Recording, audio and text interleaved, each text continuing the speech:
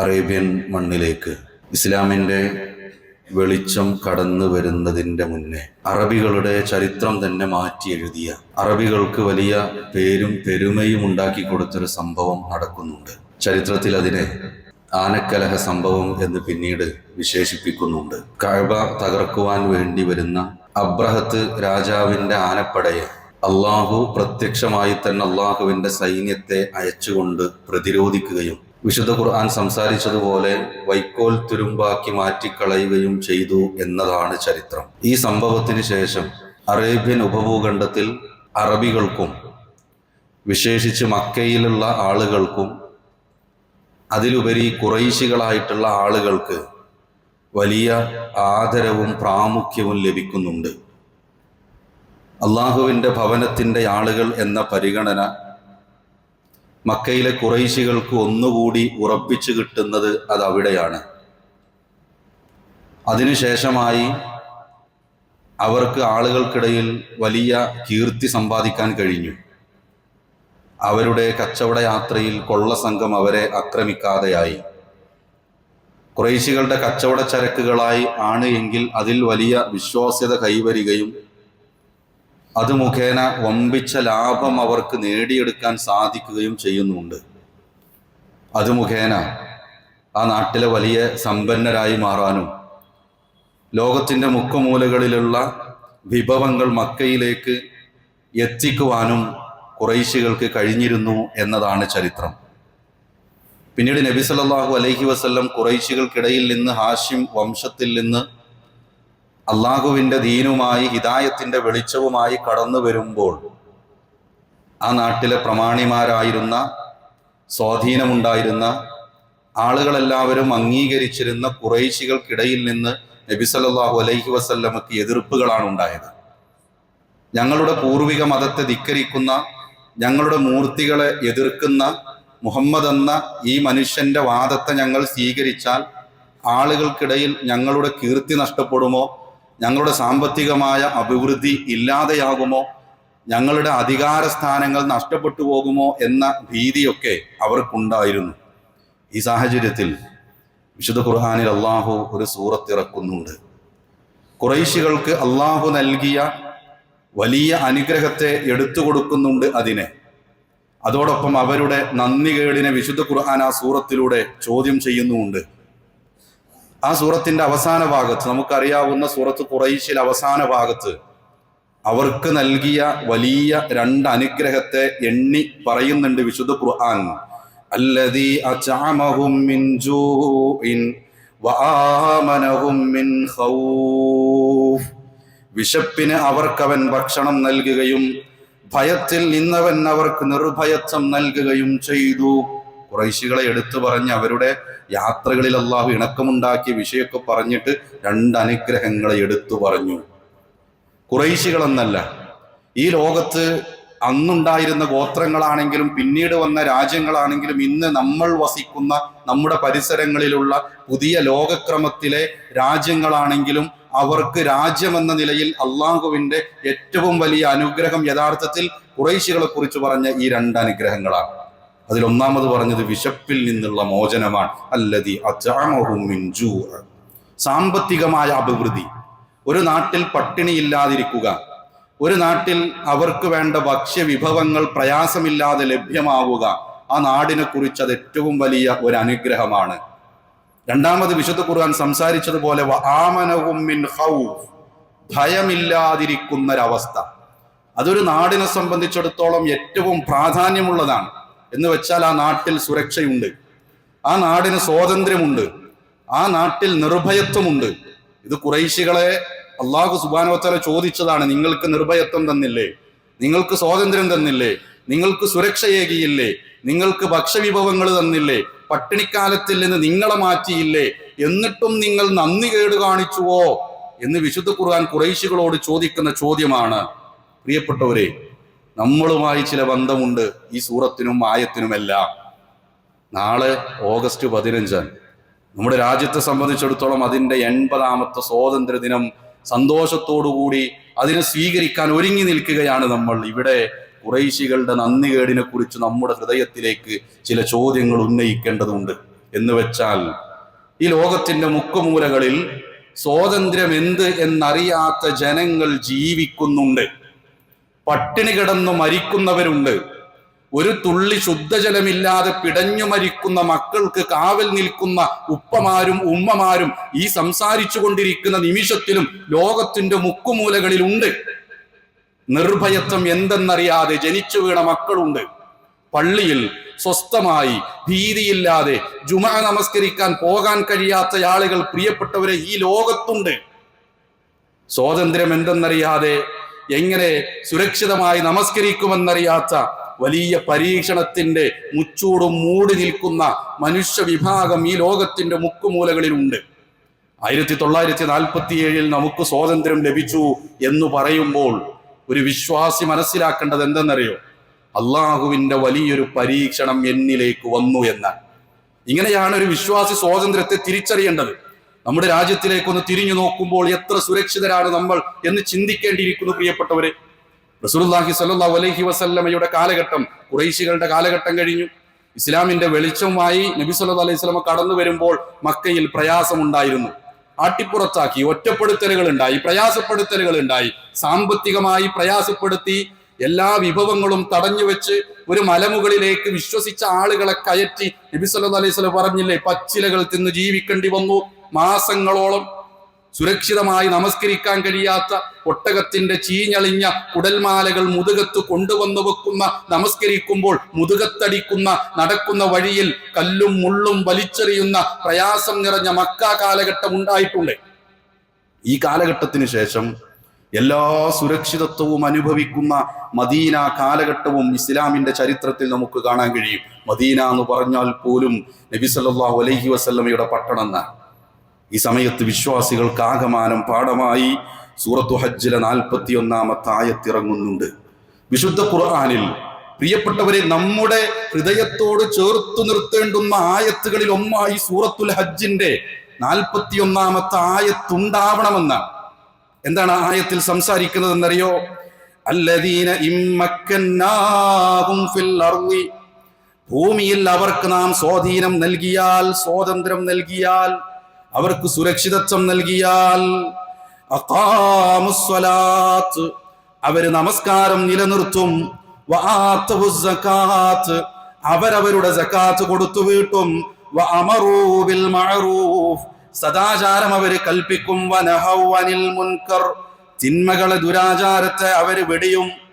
അവർക്ക് ഭൂമിയിൽ സ്വാധീനം ലഭിച്ചാൽ, അല്ലദീന ഇമ്മക്കന്നാഹും ഫിൽ അർളി, ഈ മക്കന്നാഹും എന്നുള്ള പ്രയോഗം ഉണ്ടല്ലോ, അത് ഖുർആനിന്റെ അതിസൂക്ഷ്മമായ പ്രയോഗമാണ്. തെംകീൻ ലഭിച്ചാൽ എന്നാണ്. തെംകീൻ എന്ന് പറഞ്ഞാൽ അതില് എല്ലാ നിലക്കുമുള്ള സ്വാതന്ത്ര്യവും സുരക്ഷയും സമാധാനവും ഉണ്ട്. ഇന്ന് നമ്മളെ കുറിച്ച് നമ്മൾ ആലോചിക്കുക. മതപ്രബോധനത്തിന് നമുക്ക് സ്വാതന്ത്ര്യമുണ്ട്. നമ്മുടെ നാട്ടിൽ സ്വാതന്ത്ര്യമില്ലാത്ത കാലങ്ങൾ ഉണ്ടായിട്ടുണ്ടാവാം.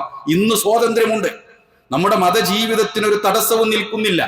ലോകത്ത് സൂചിപ്പിച്ചല്ലോ, മസ്ജിദുൽ അഖ്സയിൽ പോലും സമാധാനത്തോടുകൂടി ജുമഅ നമസ്കരിക്കാൻ കഴിയാത്ത സാഹചര്യങ്ങളുണ്ട്. അവിടെ എത്ര സമാധാനത്തോടുകൂടി നമ്മൾ ഇവിടെ ഇരിക്കുന്നു. എന്തു പ്രയാസമാണ് നമ്മുടെ ഉള്ളിലുള്ളത്. നാം നമ്മുടെ ജീവിതത്തിൽ സ്വീകരിച്ചിരിക്കുന്ന മതത്തെ പ്രബോധനം ചെയ്യാനും അതിനുവേണ്ടി സ്ഥാപനങ്ങൾ ഉണ്ടാക്കാനും അതിലേക്ക് ആളെ ചേർക്കുവാനും ഇന്ന് പ്രിയപ്പെട്ടവരെ നമുക്ക് വലിയ സൗകര്യമുണ്ട്, സുരക്ഷയുണ്ട്. വിശേഷിച്ചും കേരള സാഹചര്യത്തിലേക്ക് കടന്നു വരുമ്പോൾ ഇവിടെ വിശുദ്ധ ഖുർആൻ പറഞ്ഞത് അവർക്ക് സ്വാതന്ത്ര്യം ലഭിച്ചപ്പോൾ, അവർക്ക് സുരക്ഷയുണ്ടായപ്പോൾ അവരെന്തു ചെയ്തു എന്നല്ല, അവർ കൊട്ടാരങ്ങൾ ഉണ്ടാക്കി ഉപജീവനങ്ങൾ തേടിപ്പോയി എന്നല്ല വിശുദ്ധ ഖുർആൻ സൂചിപ്പിച്ചത്. മറിച്ച് അഖാമുസ്സലാത്ത്, നമസ്കാരം നിലനിർത്തി എന്നാണ്. നമസ്കരിക്കുന്നു എന്നോ നമസ്കരിച്ചു എന്നൊന്നും അല്ല പറഞ്ഞത്. നമസ്കരിക്കുന്നവരൊക്കെ ഇഷ്ടം പോലെ ഉണ്ടാവാം. വെള്ളിയാഴ്ച ദിവസം ഇങ്ങനെ വരുന്നു, കുത്തുബ നിർബന്ധമായതുകൊണ്ട് അങ്ങനെ വരുന്നു എന്ന ആളുകളൊക്കെ ചിലരെങ്കിലും എവിടെയെങ്കിലും ഒക്കെ ഉണ്ടാവാം. ഏതെങ്കിലും ദിവസം കൂട്ടുകാരുടെ കൂടെ പോകുമ്പോൾ നമസ്കരിക്കുന്നവരുണ്ടാവാം. അല്ലെങ്കിൽ ഏതെങ്കിലും ഒരു വക്ത് മാത്രം മുടങ്ങാതെ നമസ്കരിക്കുന്നവരുണ്ടാവാം. വിശുദ്ധ ഖുർആൻ സംസാരിച്ചെന്തറിയോ? നമസ്കാരം നിലനിർത്തുന്നു എന്നാണ്. പ്രിയപ്പെട്ടവരെ, എന്തുറപ്പാണുള്ളത്? ഇന്ന് നമ്മൾ അനുഭവിക്കുന്ന ഈ സ്വാതന്ത്ര്യം നാളെയും നമ്മുടെ മുന്നിൽ ഉണ്ടാവുമെന്ന്.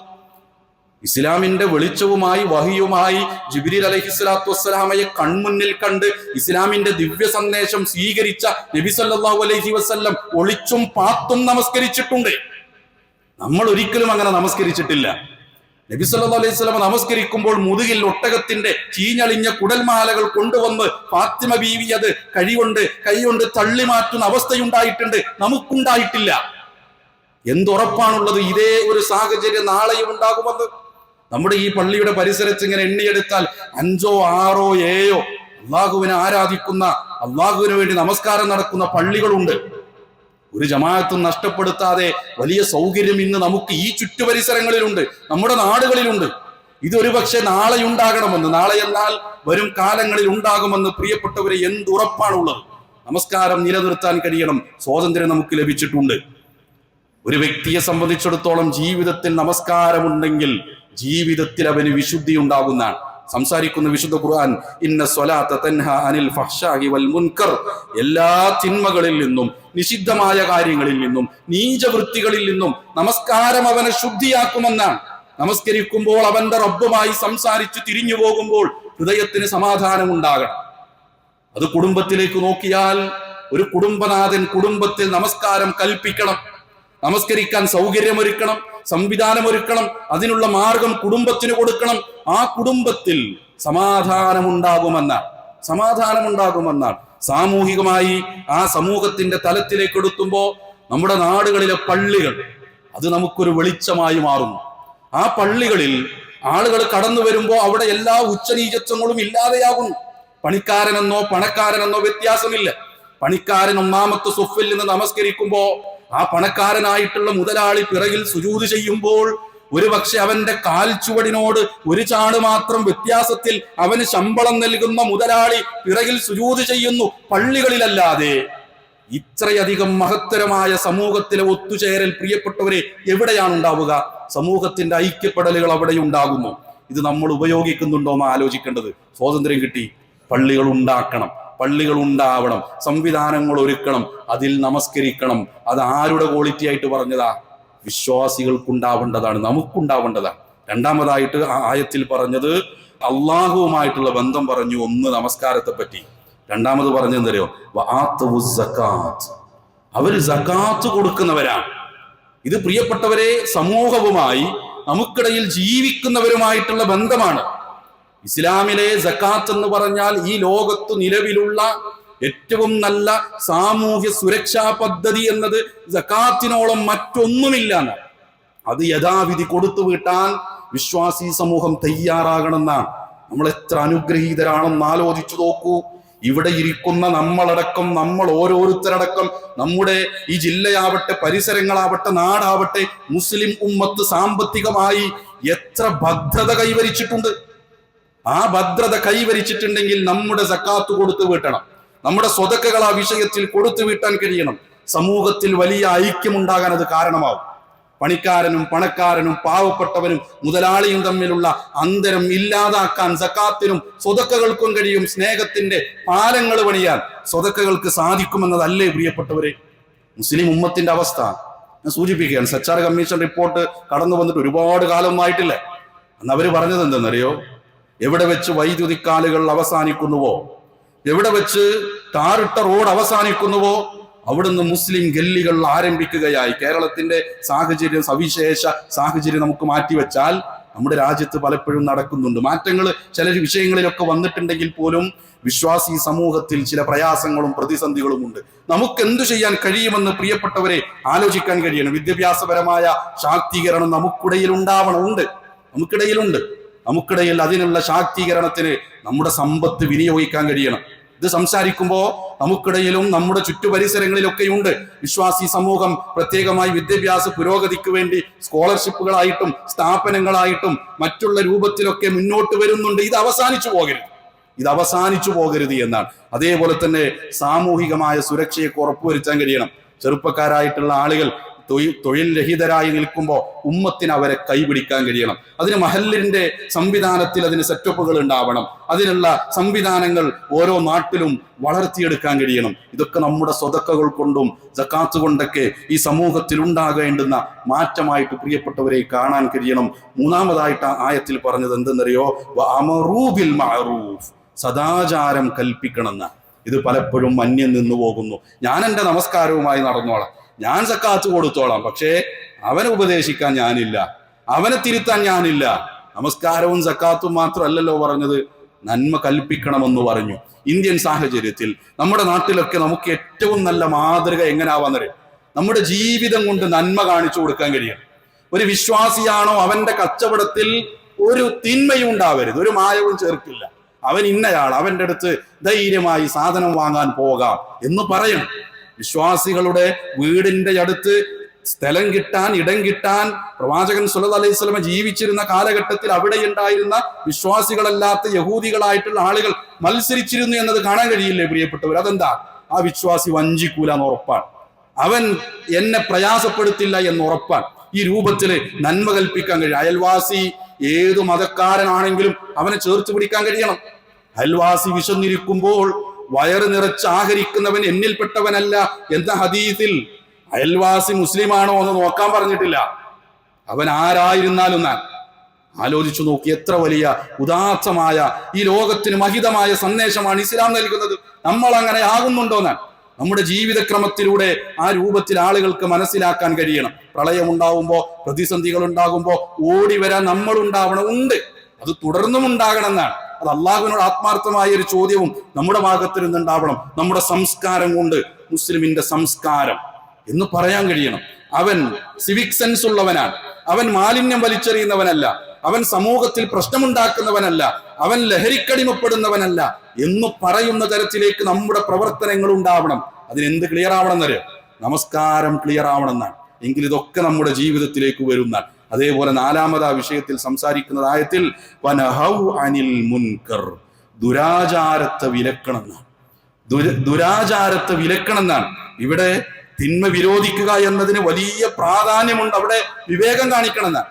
അതിലാദ്യം നമ്മൾ മനസ്സിലാക്കേണ്ടത് സ്വയം മാറാൻ തയ്യാറാവണം. സ്വയം മാറാൻ തയ്യാറാണ്. ഈ ഉമ്മത്തിൽ, നമ്മുടെ ഉമ്മത്തിൽ, നമുക്കിടയിൽ, നമ്മുടെ വീട്ടിൽ, എന്റെ കുടുംബത്തിൽ, എന്റെ അയൽവാസികളിൽ, എന്റെ മഹലിൽ പ്രശ്നങ്ങളുണ്ട്, ദൂർത്ത് നടക്കുന്നുണ്ട്. കല്യാണത്തിന്റെ വിഷയമെന്ന് പറഞ്ഞ കോടികൾ പൊടിക്കുന്ന ചെലവുള്ളതായിട്ട് മാറുന്നുണ്ട്. ഒരു സുന്നത്ത് കർമ്മം എന്നത്, സുന്നത്ത് കല്യാണം എന്ന പേരിട്ട് ഒരു കല്യാണത്തിലേറെ ചെലവ് വരുന്ന, ലക്ഷങ്ങൾ പൊടിക്കുന്ന അവസ്ഥയൊക്കെ നമ്മുടെ തൊട്ടടുത്ത് നടന്നുകൊണ്ടിരിക്കുമ്പോൾ പ്രിയപ്പെട്ടവരെ, അവിടെ തിരുത്താൻ നമുക്ക് ആദ്യം കഴിയണം. കുടുംബത്തെ തിരുത്താൻ കഴിയണം. വീട്ടില് മുഴുവൻ മാലിന്യം നിറച്ച് മറ്റൊരാളുടെ വീടിന്റെ മുറ്റത്ത് നോക്കി അവിടെ മാലിന്യമുണ്ട് എന്ന് പറയുന്നതിൽ അർത്ഥമില്ലല്ലോ പ്രിയപ്പെട്ടവരെ. സ്വയം മാറാനും കുടുംബത്തിൽ മാറ്റമുണ്ടാക്കാനും കഴിയണം. കല്യാണത്തിന്റെ വിഷയത്തിൽ എല്ലാ നിലക്കും, സ്ത്രീധനത്തിന്റെ വിഷയമായാലും ലഹരി ഉപയോഗത്തിന്റെ വിഷയമായാലൊക്കെ സ്വന്തത്തിലും കുടുംബത്തിലും മാറ്റം വരുത്താൻ കഴിയണം. അത് നമ്മൾ ഉമ്മത്തെന്ന നിലക്ക് പ്രിയപ്പെട്ടവരെ ചെയ്യാൻ കഴിഞ്ഞാൽ അത് വലിയ പ്രതീക്ഷയാണ് നമുക്ക് നൽകുക. അതോടൊപ്പം പ്രകോപനങ്ങളിൽ വീണുപോകരുത്. പ്രകോപനങ്ങൾ ഉണ്ടാവും. മുസ്ലിം ഉമ്മത്തിനെ തെരുവിലേക്ക് കൊണ്ടുവന്ന് അവരെ പ്രയാസപ്പെടുത്താൻ, അല്ലെങ്കിൽ മറ്റുള്ള തെറ്റുകളിലേക്ക് കൊണ്ടുവരാൻ ആളുകൾ ഉണ്ടാവും. അവിടെ വിവേകത്തോടുകൂടി പ്രതികരിക്കാൻ കഴിയും, ക്ഷമയോടുകൂടി പ്രതികരിക്കാൻ കഴിയണം. അവിടെ ഈ പറഞ്ഞതിനർത്ഥം മുസ്ലിം സമൂഹത്തിനെതിരെ ആരെങ്കിലും പ്രശ്നമുണ്ടാക്കുമ്പോൾ, ഒറ്റപ്പെടുത്തുമ്പോൾ, അവരെ അപായപ്പെടുത്തുമ്പോൾ, അവരെ പ്രയാസപ്പെടുത്തുമ്പോൾ, അവർക്കുണ്ടായിരുന്ന സൗകര്യങ്ങൾ ഇല്ലായ്മ ചെയ്യുമ്പോൾ, പേരുകളിൽ നിന്ന് പോലും മായ്ച്ചു കളയുമ്പോൾ നോക്കുകുത്തികളായി മാറണമെന്നല്ല. നമ്മുടെ കയ്യിൽ ഭരണഘടന എന്ന വലിയ ആയുധമുണ്ട്. അത് എടുത്തുയർത്തി നിയമത്തിന്റെ വഴിയിൽ പോരാടാൻ കഴിയണം. അതിനുവേണ്ട വിദ്യാഭ്യാസ പ്രോഗ്രാമുകളും സംവിധാനങ്ങളും ഒക്കെ നമുക്കിടയിൽ നടക്കണം. അവിടെ ഭരണഘടനാപരമായി നമുക്ക് ഈ മതത്തിന്റെ സ്വാതന്ത്ര്യം തന്ന ഭരണഘടനയെ എടുത്തുയർത്തിക്കൊണ്ട് നിയമത്തിന്റെ വഴിക്കല്ലാതെ, ജനാധിപത്യത്തിന്റെ വഴിക്കല്ലാതെ വിവേകമില്ലാത്ത ഒരു സംസാരത്തിലേക്കും ഒരു പ്രവർത്തനത്തിലേക്കും ഒരു വിശ്വാസി കടന്നു വന്നുകൂടാ. അത് സോഷ്യൽ മീഡിയയിലെ 2 വരി പോസ്റ്റ് ആണെങ്കിൽ പോലും കലാപമുണ്ടാക്കുന്ന ആഹ്വാനം വിശ്വാസികളുടെ ഭാഗത്ത് നിന്നുണ്ടായിക്കൂടാ. ഇത് പ്രിയപ്പെട്ടവരെ ഗൗരവത്തോടുകൂടി നമ്മൾ മനസ്സിലാക്കേണ്ട ഒന്നാണ്. ഇന്ത്യയിൽ ജീവിക്കുന്ന മുസ്ലിം എന്നുള്ള നിലക്ക് ഒന്നാമതായി നമ്മൾ മനസ്സിലാക്കേണ്ടത് നിയമാനുസൃതമായി നമ്മൾ ജീവിക്കുക എന്നുള്ളത്. നമുക്ക് മതസ്വാതന്ത്ര്യമുണ്ട്. അതേപോലെ നാനാ മതങ്ങൾ, ഒരുപക്ഷെ ലോകത്തുള്ള എല്ലാ മതങ്ങളുടെയും ചെറിയൊരു വേർഷനെങ്കിലും നമ്മുടെ രാജ്യത്തുണ്ടാവും. നമുക്ക് മതസ്വാതന്ത്ര്യമുള്ളതുപോലെ അവർക്കും മതസ്വാതന്ത്ര്യമുണ്ട് എന്ന് തിരിച്ചറിയാൻ നമുക്ക് കഴിയണം. അവരുടെ ചിഹ്നങ്ങളെ ആദരിക്കാൻ കഴിയണം. രണ്ടാമതായിട്ട് സൗഹൃദം കാത്തു സൂക്ഷിക്കണം. അത് അന്യമതക്കാരനായാൽ അവരെ മാറ്റി നിർത്തലല്ല. ചിലയിടങ്ങളിലൊക്കെ അങ്ങനെ സംഭവിക്കാറുണ്ട്. കേരള സാഹചര്യത്തിന് പുറത്തേക്ക് നോക്കുമ്പോൾ ഉണ്ടായിക്കൂടാനാണ്. നമ്മുടെ നാട്ടിലൊക്കെ കുഞ്ഞാലി മരക്കാരുടെയും സാമൂതിരിയുടെയൊക്കെ ചരിത്രം പറയാറില്ലേ? സാമൂതിരിയെ സഹായിക്കാൻ വലിയ പടയുമായിട്ടുള്ളത് കുഞ്ഞാലി മരക്കാരായിരുന്നു. ഇത് തുടർന്നും ഉണ്ടാകണം. ഈ സ്നേഹത്തോടു കൂടിയുള്ള ഇടപാടുകൾ ഉണ്ടാവണം. ഇതിലേക്ക് മായം ചേർക്കാൻ പലരും ശ്രമിക്കുന്നുണ്ട്. അവരെ തിരിച്ചറിയാൻ പ്രിയപ്പെട്ടവരെ കഴിയണം. സാമൂഹിക സേവന രംഗത്ത് നമ്മൾ ഉണ്ടാവണം. അത് ആരോഗ്യത്തിന്റെ വിഷയമായാലും ദാരിദ്ര്യ നിർമ്മാർജ്ജനത്തിലായാലും വിദ്യാഭ്യാസ പുരോഗതിയിലായാലൊക്കെ നമ്മൾ ഉണ്ടാകണം പ്രിയപ്പെട്ടവരെ. നമ്മുടെ രാജ്യത്തെ ആദ്യത്തെ വിദ്യാഭ്യാസ മന്ത്രി എന്നത് മൗലാന അബുൽ കലാം ആസാദ് എന്ന് പറയുന്ന നല്ലൊരു മനുഷ്യനായിരുന്നു, വിശ്വാസിയായിരുന്നു എന്ന് പറയുമ്പോൾ വിദ്യാഭ്യാസ പുരോഗതിയിലേക്ക് കടന്നു വരാൻ നമുക്ക് കഴിയണം. നമ്മുടെ മക്കളുണ്ടാവണം, നമുക്ക് കഴിയണം. നമ്മുടെ ഉമ്മത്തിലെ ആളുകൾ ഉണ്ടാവണം. എല്ലാ രംഗത്തും, സർക്കാർ സർവീസുകളിലാണെങ്കിലും അതിന്റെ ഏറ്റവും ഉന്നതങ്ങളിലാണെങ്കിലും എല്ലാ മേഖലകളിലും പ്രൊഫഷനുകളിലും വിശ്വാസി സമൂഹമുണ്ട്. അതിനു വേണ്ടിയുള്ള പ്രവർത്തനങ്ങൾ ഉമ്മത്തിന്റെ ഭാഗത്ത് നിന്നുണ്ടാവണം. അതിലേറെ പ്രധാനപ്പെട്ടത് വിവേകത്തോടുകൂടി പ്രിയപ്പെട്ടവരെ പെരുമാറാൻ കഴിയും. എതിർ ശബ്ദങ്ങൾ ഉണ്ടാവും, ഒറ്റപ്പെടുത്തലുകൾ ഉണ്ടാവും, ഇസ്ലാമോഫോബിയ വ്യാപകമാകുന്നുണ്ടാവും. അവിടെയൊക്കെ വിവേകത്തോടുകൂടി പെരുമാറാൻ, ഒരു കമന്റിൽ പോലും ഇസ്ലാമിനെ കരിവാരി തേക്കുന്ന ഒരു ചർച്ചയിലേക്ക് നമ്മൾ വിരൽ ചൂണ്ടരുത് എന്നാണ്. വിവേകത്തോടുകൂടി പെരുമാറാൻ പ്രിയപ്പെട്ടവരെ കഴിയണമെന്നാണ്. ചിലപ്പോഴൊക്കെ സാഹചര്യങ്ങളൊക്കെ നമുക്ക് എതിരാണ് എന്ന് നമുക്ക് തോന്നിയേക്കാം. നിരാശയുണ്ടാവാം, ചിലരുടെ മനസ്സിലൊക്കെ നിരാശയുണ്ടാവാം. അവിടെ വിശ്വാസി ശ്രദ്ധിക്കേണ്ടത് എന്തെന്നറിയോ? 4 കാര്യങ്ങൾ നമ്മളോട് പറഞ്ഞു. നമസ്കാരത്തിന്റെ വിഷയം പറഞ്ഞു, സക്കാത്ത് പറഞ്ഞു, നന്മ കൽപ്പിക്കൽ പറഞ്ഞു, തിന്മയിൽ നിന്ന് മാറി നിൽക്കണം അല്ലെങ്കിൽ വിരോധിക്കണമെന്ന് പറഞ്ഞുവല്ലോ. ഈ കാര്യങ്ങളുമായിട്ട് നമ്മുടെ ജീവിതത്തെ മുന്നോട്ട് കൊണ്ടുപോവുക എന്നാണ് പ്രിയപ്പെട്ടവരെ നമുക്കിതിൽ ചെയ്യാൻ കഴിയുക.